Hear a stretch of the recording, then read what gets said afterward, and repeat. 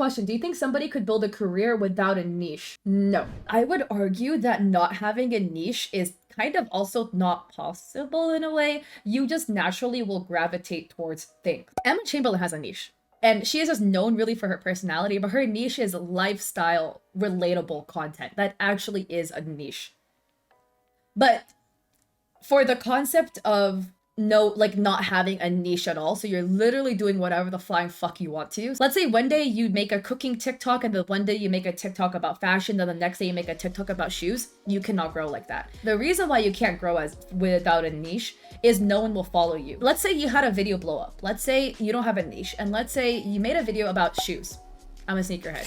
And that video blew up. People who like that video a lot of times will look at your profile, and then they will see that you don't consistently post about the piece of content they like seeing. You post about everything. So there's very little pieces of content about like shoes. You just have a lot of random content. They're not gonna follow you because they see that you do not consistently put out what they're looking for. So you do need a niche in order to grow, because no one will be willing to follow you if you don't have one. So how do I make a niche out of what you gravitate towards? What do you like? What do you like? What can you make 1,000 videos on and still make more afterwards? Like teaching people about something? Do you like art? Personality content is doable. It is just harder. In order to grow off personality, you have to have something baseline that people will care about in order to gain a following. And then after you gain an existing following that followed you for that initial thing they cared about, a lot of people will learn to like your personality. They will start caring, well, not caring, but they will start being invested in you as a creator, being invested in your personality. And then when you branch off to do other things, they are willing to hop ship and follow because they like your personality. But you need to kind of hook them first, you know what I mean?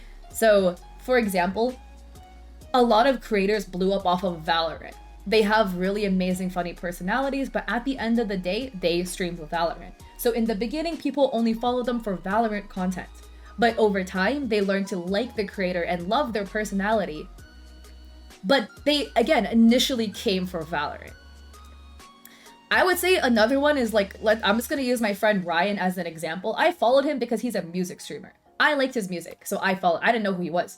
Right? I just saw him and I saw his music content and I really liked his music and I liked the pieces he created. And then over time, from constantly being in his streams, I was like, yo, this guy's really cool. Like, he's a really cool guy. He's funny, right? And then Ryan got into Valorant, which is, again, it does help that it is a game that I like. But I was invested in him now as a person because over time of first coming for his music, I grew to like him as a person.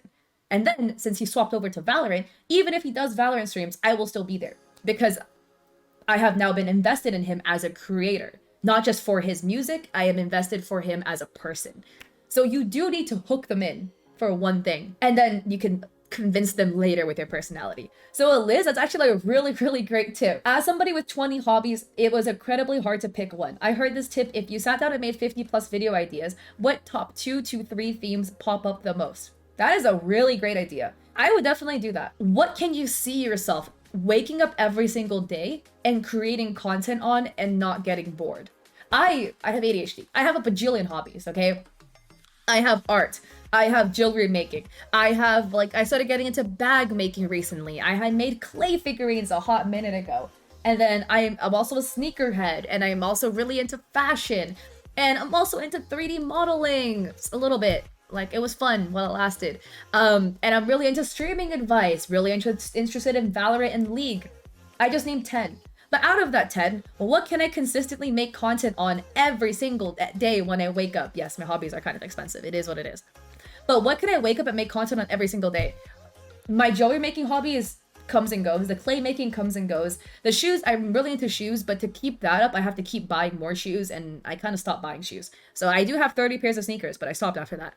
So I'm already weeding out stuff because I can't make content every single day for an entire year on that topic. Streaming advice, I can keep talking about that. League, I can talk a lot about. Valorant, I can make a lot of content on. So now these are my top 3 pieces that I can make a buttload of content. For 1 year, I can make 1 video a day on every single one of these topics, guarantee you.